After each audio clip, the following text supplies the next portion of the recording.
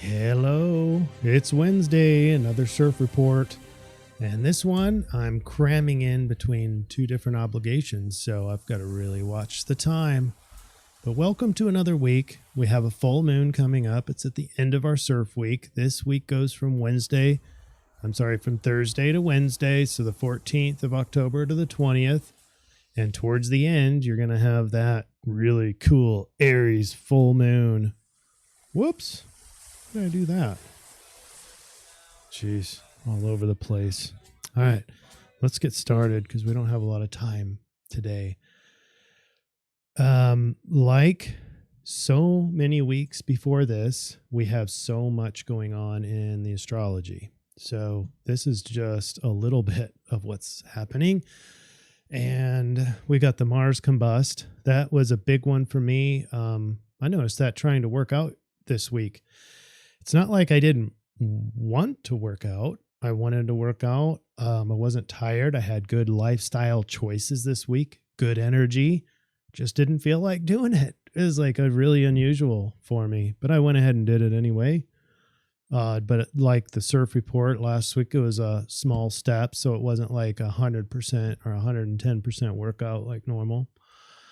But for health reasons, went ahead and accomplished it. But I did notice this Mars combust thing, and sleeping has been, ever since the combust started and the Cazimi stopped, sleep has been unbelievable. More like 8 or 9 hours of sleep rather than 7.5, that kind of thing. So waking up by my alarm because I'm sleeping so much. But that makes sense. Mars combust, and that continues. Although as we go along, it's going to be another about a couple of weeks of that Mars combust. So feeling willpower waning, there could be an existential component to this. Like, what's the point? I have a lot of clients with this whole pointlessness thing that just suddenly springs up out of nowhere. And I think that could be part of it too. Although, I don't know. That might be the Mars in Libra. But whatever. We also have Sun and Mars together in conjunct with Neptune. And then Venus has some sextiles that we'll talk about. Full moon in Aries. And that's going to be the big talk of the week. Although with Mars, how is that affected with Mars and the Sun together? That would be interesting. Then you got the Dream Bot. We're looking at the heavens, and I'm talking more like outer space and the final frontier, that kind of thing. But then you have that savior complex thing, and this one's like superhero and stuff. So collective is really looking out there for a solution for what's going on in this crazy world. And so it's no surprise to me that we have that kind of stuff. We have some cool linguistics to go over too. And then I-Ching says innocence, and that reminds me of the song of the week. I actually have one. Go down to the show notes, click on that. If you want to watch while you listen, that's great. This is going to be a really interesting week in terms of, well, the song I chose was Don Henley, End of the Innocence. So I have to wonder with the I-Ching 9 Innocence if there's you've seen it all now, like the end of the innocence, but going through the innocence is feeling like a child, like with the wonderment and the curiosity, and you just don't have enough experience to know even what's good or bad. There's no judgment anymore. It's just wow, looking at everything. And maybe that is coming to a head. And so, like, just as you think, for example, that what possibly could they bring more to the table? It's like, we had one of our comments that we had last week, and I'll go through that. Man, I'm all over the place. All right. So the overlap here is right in the middle here with the Dream Bot and the Savior thing. And the end goes right in with the innocence thing.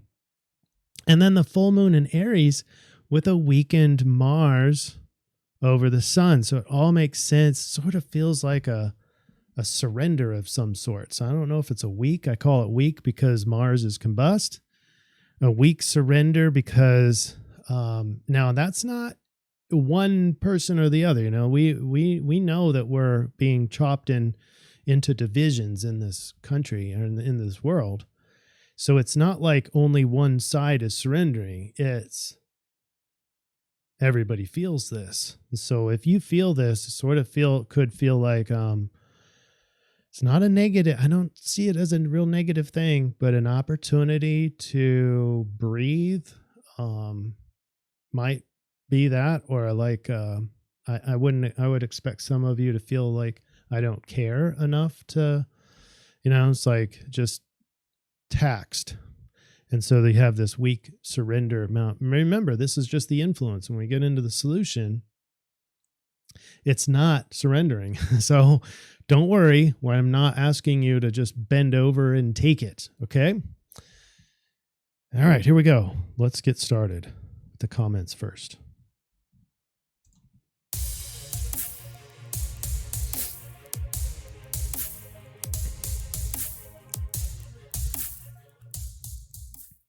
All right. And if you haven't liked and subscribed, I highly encourage you to do that. I want to just say thank you to all the people who spend time putting some words down and commenting. Just really quick, I want to go through here. Shout out to Melanie, and Melanie and Ravi, both of you sort of summarized. And I love that you do this, because I get to see how well I said the CIRF report, or what was on my mind. How well did I say that? And so don't stop. Keep doing that. I think that helps other people. For both of you, Melanie says positive contemplation, movement forward, spiritual freedom. I like that as an Aquarian. Adaptation is a slow process, but the transformation or the transformed are stronger for the journey. That's right. We are going to be stronger. And that's sort of this connotation with the innocence. With the I-Ching is going through that gateway of, and I'll talk about that later. Ravi says, thanks for the report. Solution really resonated with me. Small forces accumulate gentle sameness of vision. As individuals, we can exert a force that is gentle. In other words, not too much, not too profound. But as we come together with a shared vision, we stand united. In this collection of small forces, we push the progress we all seek. That's exactly right. And that's exactly what you've seen over the course of this week, what the power of us does. We stand individually, we fall. Divided, we fall. Together, we conquer. Then Gracious Love says yes. And then Gracious Love also, I wanted to point this out because this is important. I encourage us to eliminate a lot of the phrases that we've been programmed with. And she says, Chris, you use the phrase skin a cat, and that doesn't feel very good to me.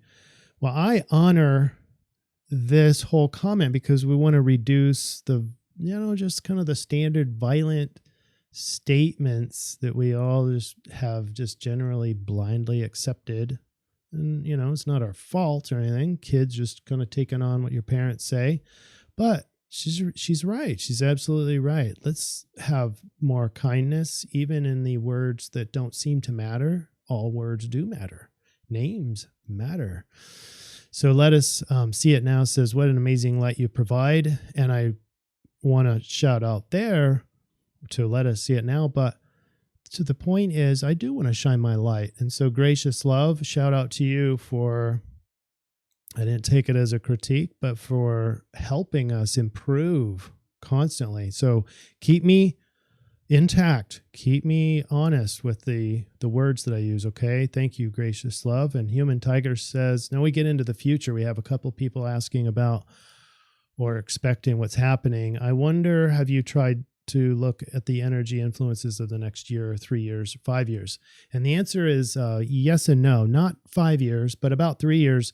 About a year ago, I did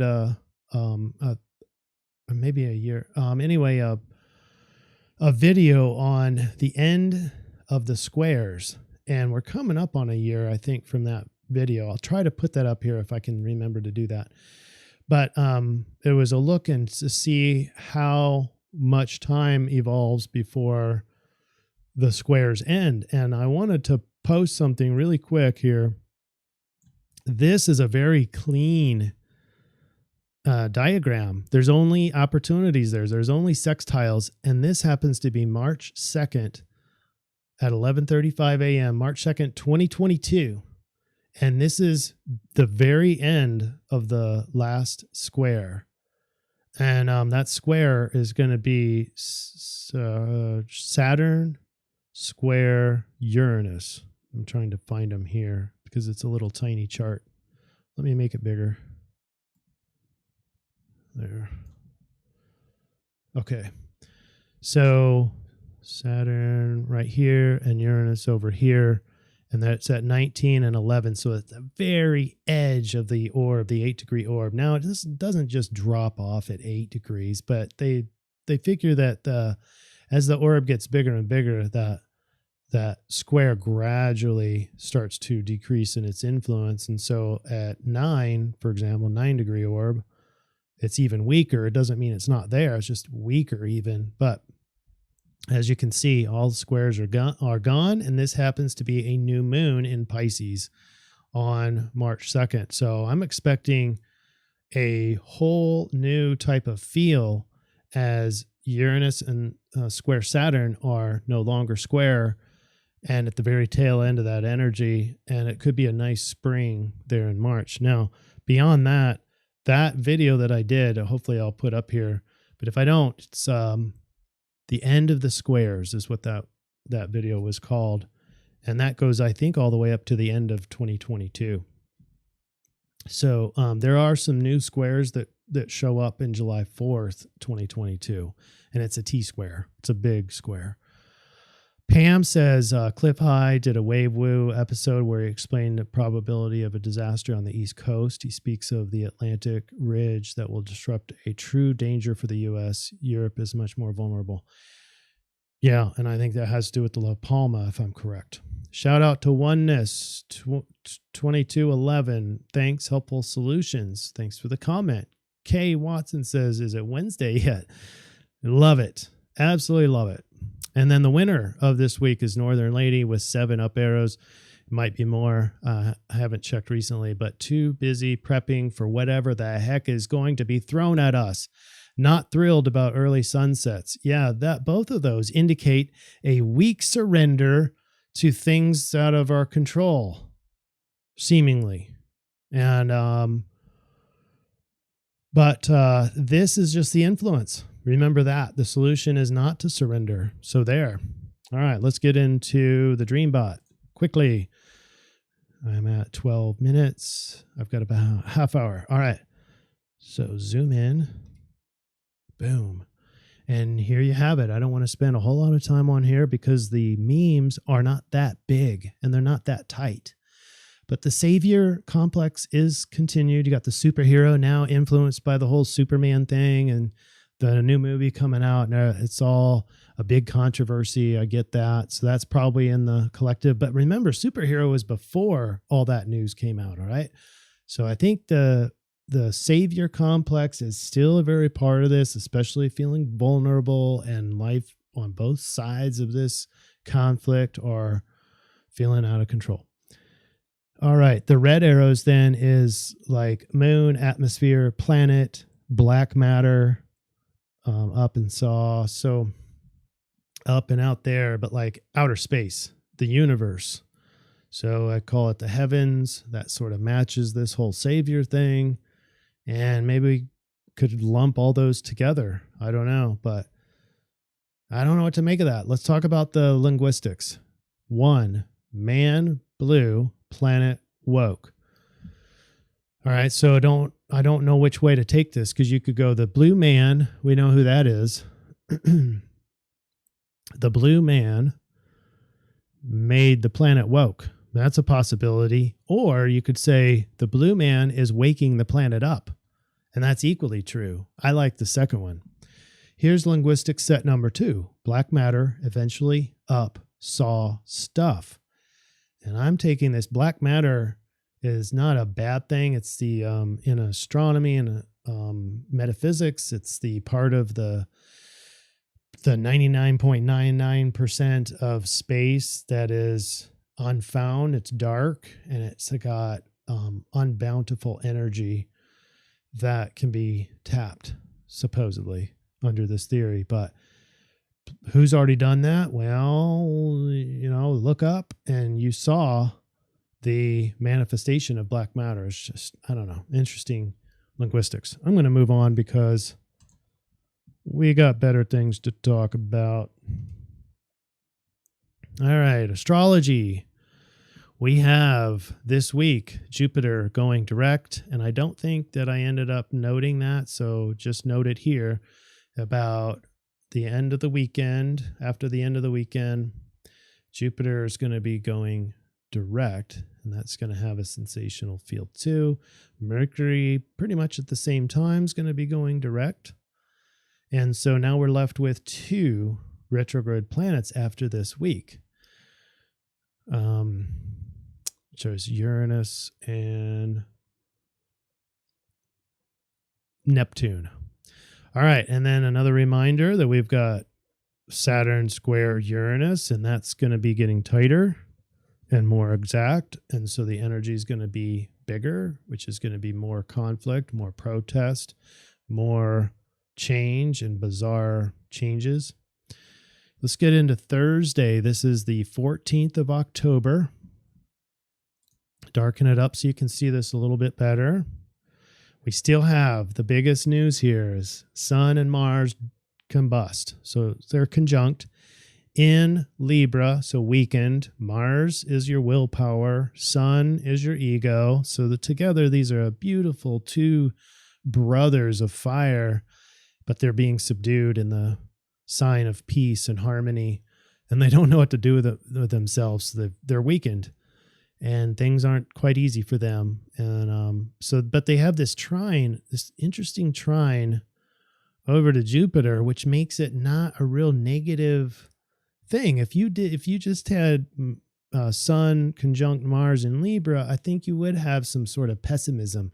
But I don't know. At least I'm not feeling. Maybe you guys are feeling that, but I'm not feeling that. And I think it has to do with the Jupiter here. It's easy energy. It's a trine over to this group of brothers who normally like to do things, but now they're sort of tired and weak.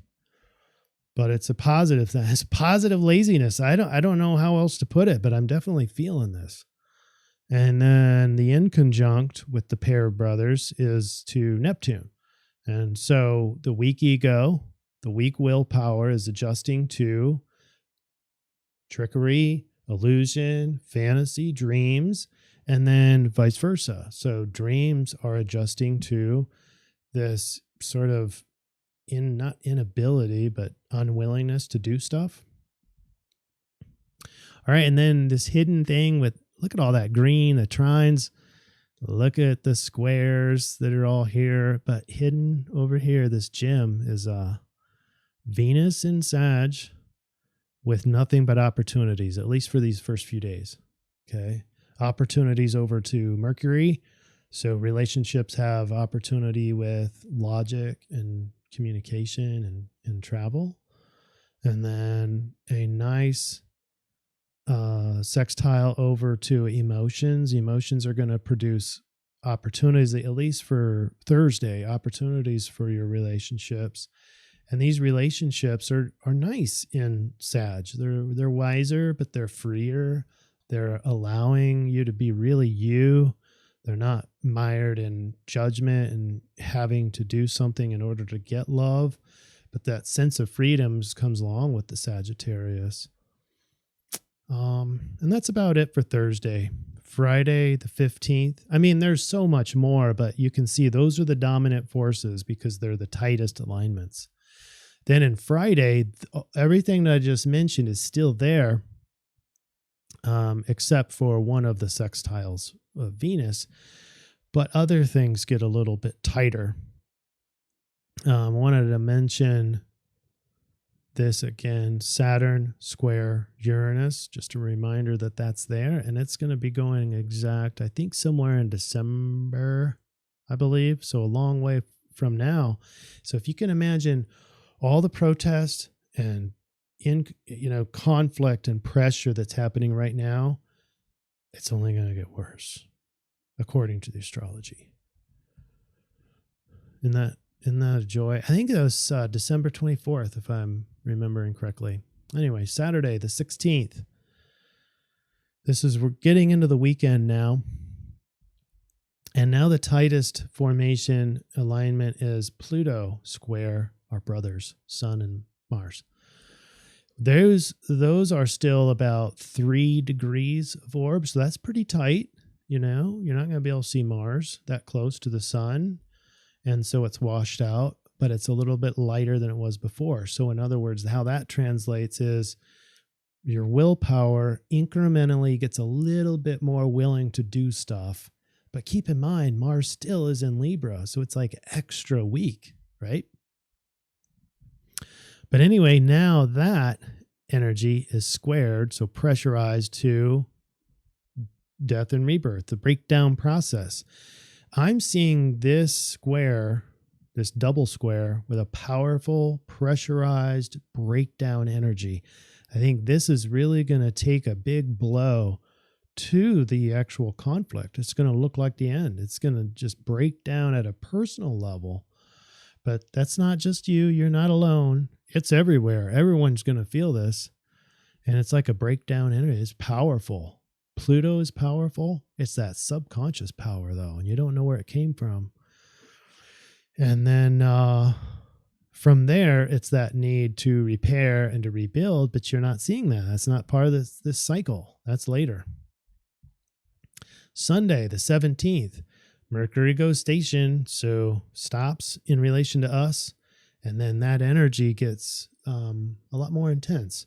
So Mercury thinking about peace, more time in that presence of thought, more time in everything Libra, rational, everything makes sense or wanting to make sense, that pressure to make sense, the need for everything to be logical. That's going to exacerbate this square, isn't it? Because things aren't logical, and it's going to exacerbate this conflict, isn't it? Yes, it is.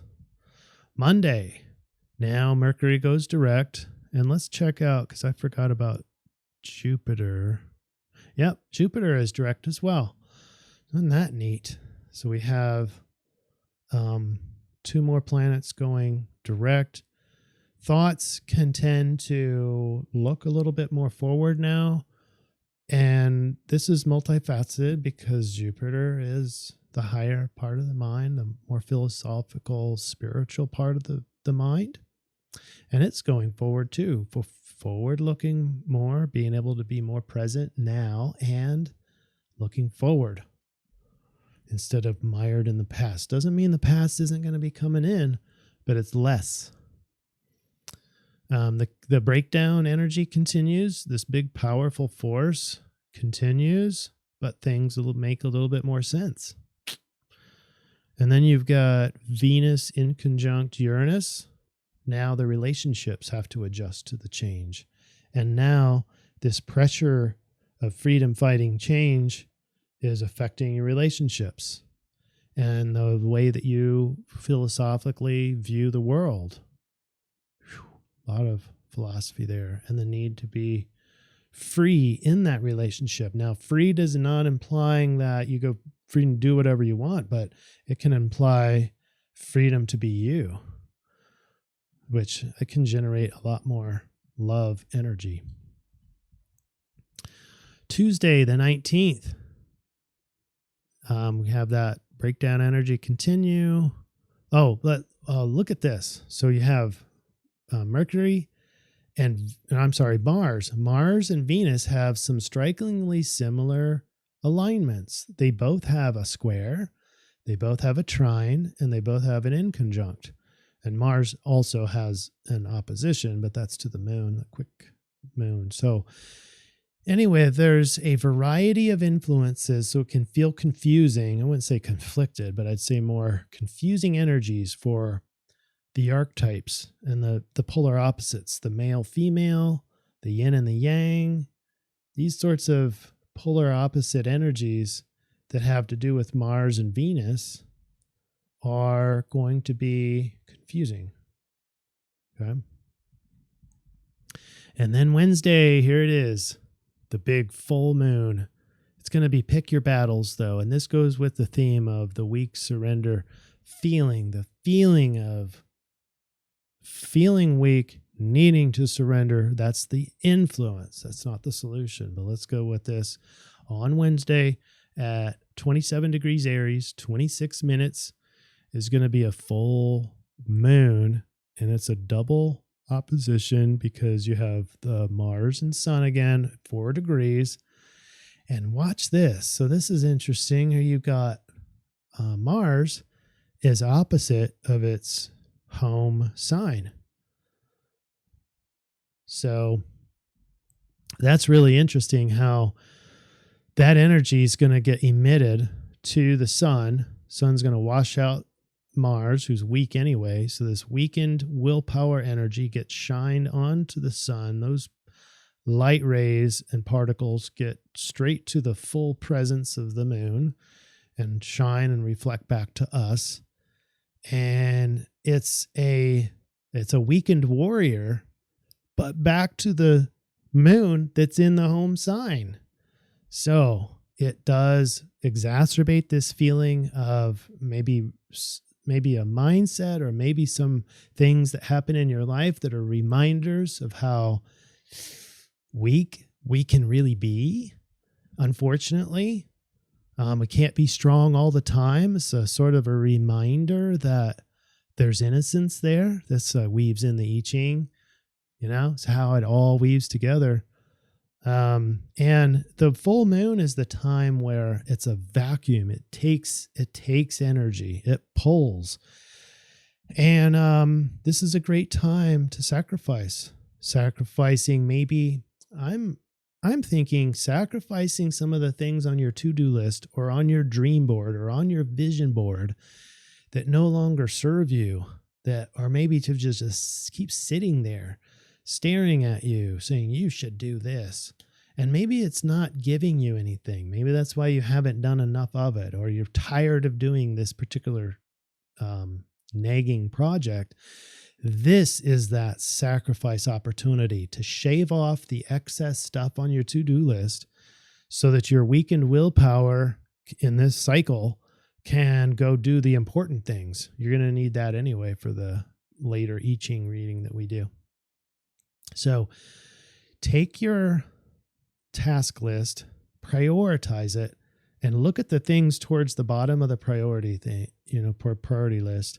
Things that don't really serve you in your values and what's important to you, and sacrifice those to the moon this next Wednesday, the 20th.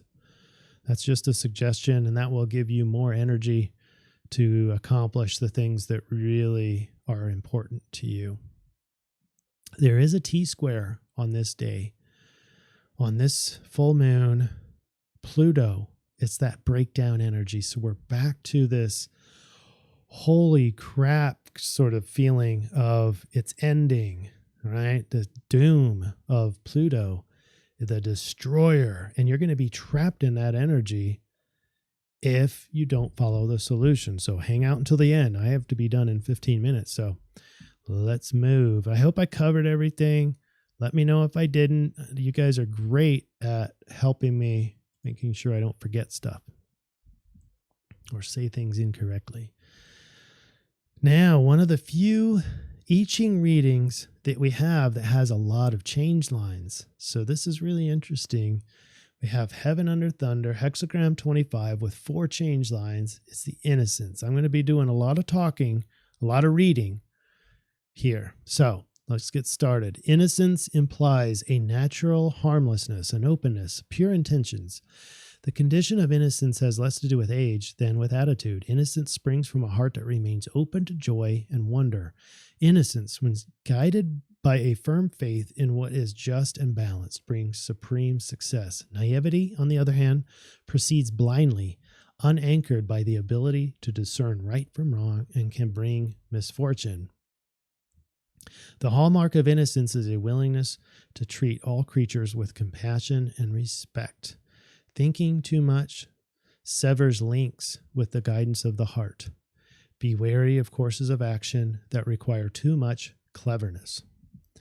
All right, change line number 1. Basically, this is the follow your heart, follow your intentions, because they're normally good.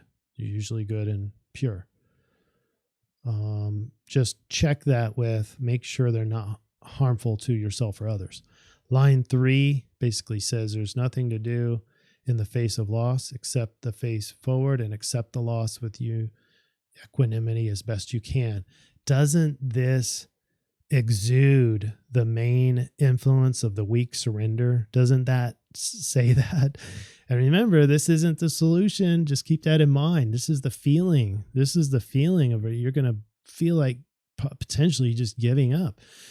And when those things, it looks like you can't control it, you're just going to give up and say, well, you win some, you lose some. Line 5 says, sudden misfortune is likely. Holy crap. So hopefully nothing real bad happens, but the I-Ching is sort of implying that that's a real possibility. If it was an accident, take no action. Let nature take its course without interference. Do not try to come up with a clever, quick fix solution. Line 6 says, when there is little hope in a situation, there's the Pluto T-square. When there is little hope in a situation, the best thing to do is wait as calmly as possible. Otherwise, you run the risk of creating additional trouble for yourself and others. Whew. All right. There's more reading to do, so let's keep going. This is into the solution now. When we put those change lines in, you get hexagram 62. Attention to detail. Interesting. That sounds very Virgo. There is no Virgo energy. Ambitious undertakings are not in order. This is no change from last week. And remember, this is the solution. So we're looking for behaviors. So don't get big gaping steps forward. Don't get into big projects, all right? Attention to small matters brings decent progress. This is a direct corollary to last week's solution. It's not big things going forward. An early key to success is to avoid pretentious ambitions and grandiose goals. The power of the small is served by slow and steady advancement and succeeds through an honest acceptance of its own limitations without reservation. It is very important, therefore, to understand the demands of your situation and to not expect success in big things right now. Know your role, attend to details, and act with humility. You can achieve success even with few resources. I put it into the calculator, our full moon. The moon is at 27 Aries, and that's hexagram 3 in the rave, and it's Pisces solution. Hexagram 3 is the gate of ordering, a mutation, individual expression that through example changes and mutates those who have contact with them. This is cultural mutation. The Rave Mandala portion so far is saying, do your thing as an individual expression, and that is the best way to influence the collective. Just do what you say you're going to do. Live your life the way it needs to be lived. So we get into the lines, difficulty at the beginning, and that's an Aries thing. Aries is at the beginning, so that makes sense. The Aries full moon. Fundamental challenge of initiation is to transcend confusion and establish order. So look at this. We get into line 2, which is immaturity. Isn't this just crazy? So innocence is the I-Ching, and immaturity is the line on the rave. Direct correlation together. The unrestrained acceptance of guidance. The unrelenting energy for growth will eventually triumph. Whew, love that. The unrelenting energy for growth will eventually triumph. The energy and potential for individual mutation. All right, let me get the slide ready and we will, well, let me just go straight to it. Here's the summary slide. All right, there's the influence. Just a Mars combust, a weak energy, T-square full moon with Pluto, and the full moon in Aries of the fighter. It's like, yeah, Uh, so this is like laying on the ground when Mars combust, putting up your white flag, surrendering, but don't. That's not the solution. That is the feeling. Don't surrender. Instead, this is what you do. This week is another great example of how the solution triangulation incorporates the major influences. Mars combust in Libra continues to cripple willpower and hamper large-scale productivity. But remember, this is not just you personally. You might accidentally think that it's just you that's feeling this. Everybody is under this, including the ruling class. In the solution, we continue small, repeated, mirrored steps forward like last week, but the emphasis this week is attending to the details, acting with humility, knowing your role in the Pisces interconnectedness of the transpersonal collective whole. That rhymed. Knowing your role in the collective whole. Meanwhile, there is ample confusion abundant, so the rave instructs us all to establish order in the psyche, in the home, in the overall life. It matches the I-Ching perfectly, but at a very spiritual, primal level. That's where I think the dream bot is coming from. Primal being very universal, heaven. Even you can bring in the black matter on this, and you can also bring in the superhero. The string theory, I think, might be the best to incorporate all that, but we're getting off topic. The Hunter full moon is at a dichotomous position. The rave energy indicates that coercion energy only creates more instability. So you don't want to be fighting. There's going to be this tendency for Aries full moon just on itself is that fighter, is that hunter, right? And you don't have the willpower. You don't have the proper balance for that. You have the T-square Pluto in that. So that's a dicey way to go about this week. So coercion energy, and we all know what that coercion energy looks like. Don't be coercing. Basically, do your thing, and the rest ripples out to the rest of the universe, and the collective changes because of it. Do your thing. You don't have to coerce. You don't have to blame. You don't have to get on Twitter and start yelling and screaming everywhere. That's what they do. But remember, if they coerce, that coerce energy only creates more instability. Hold on just a second. I'm going to turn that off a little bit. All right. Where are we? So here's what. Those who have the coercive energy is someone who's trying to control, and they will actually lose more control. So I would reorient this whole thing to looking at the coercive energy as a good thing, because it's coming from the ones who want to control. And as they coerce even more, they will lose more control. So it's actually a blessing. Be grateful when you see this. It's going to be, try that this week. When you see them coerce, they don't know these energies and the details of them. As they coerce more, they're digging their own grave. They're losing more of their control that they want. So, yay. Control your basics, but do not control people. Mind your own business to a fault is the kind of the bottom line suggestion. But it's not what the solution is, not to do this. Laying on the ground, putting up the white flag. That is not. That's just the influence. So get out there, do your thing. It's not a big week of energized action and big steps forward, but it is forward, and it's small steps forward, but it's attending to the details. All right.